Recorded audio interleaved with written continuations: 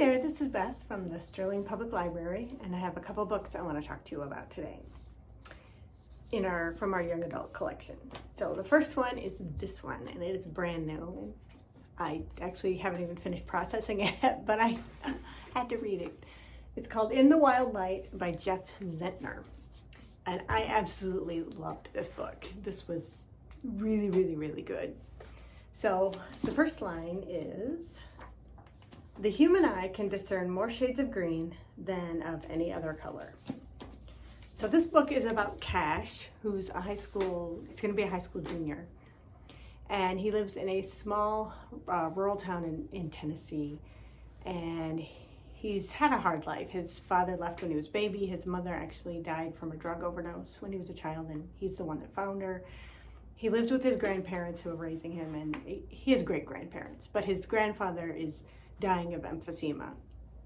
So he also has a best friend, Delaney, who is super smart, and she also has a drug addict mother, hard life.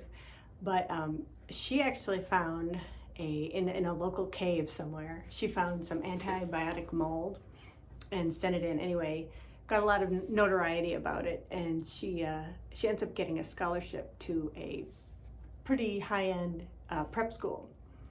But she tells them that she doesn't want to go without her friend Cash. And so she said the only way she'll go is if they give him a scholarship also. Well, they end up giving him a scholarship. And so then Cash has to decide if he wants to go. He doesn't think he deserves the scholarship. So he has to decide if he wants to go there or stay with his ailing grandparents. But his grandparents basically talk him into going. So Cash goes, and he and Delaney have to figure their way about how to live in this society. It's very different than what they've grown up in. Anyway, I love Cash as a character. This is really kind of a coming of age story.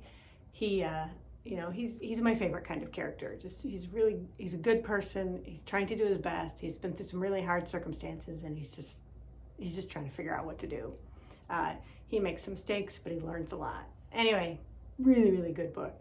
I think my favorite thing about this is actually the writing. I'm not a big fan of descriptive narrative. I tend to kind of skim over it sometimes, but I think I read every word in this book because it's just so beautiful. Anyway, I think I'm going to be picking up some other books by this author. Really, really good book. The other one I want to talk to you about is this one. It's called The Taking of Jake Livingston, and it's by Ryan Douglas. This is a horror book. The first line is, "I'd hate to be that kid who died in PE class." So I have to make a confession. I told myself when I started doing these that I would never talk about a book that I hadn't read. And I did not read this whole book. I read the first few chapters and the last few chapters. But I really, really don't like dark, creepy horror stories. But that's me, and I know a lot of people do. So I did want to talk about it because it is a good book. It's an interesting book, but it is very dark, creepy, scary. So if you don't like that, you can ignore the rest of the video. But if you do, you might want to take a look at this book. So Jake is he's black and he's gay, and he goes to an almost all white school. So he has to deal with all that stuff. But on top of that, he can see dead people. He calls himself a medium. He can see dead people, and he sees how they died over and over. And so he has to deal with that all the time about what he can see and hear. So there are two points of view in this story, Jake's and Sawyer's. So Sawyer, it starts the actual year before this book takes place, his point of view, because he was a school shooter the year before, and he actually died. So you get to know him and what he was thinking before he became a school shooter. And then after he dies, you see, that he's actually starts to haunt Jake because he wants to take advantage of Jake's abilities and basically take over Jake, maybe possess him to do more damage. Super scary and creepy.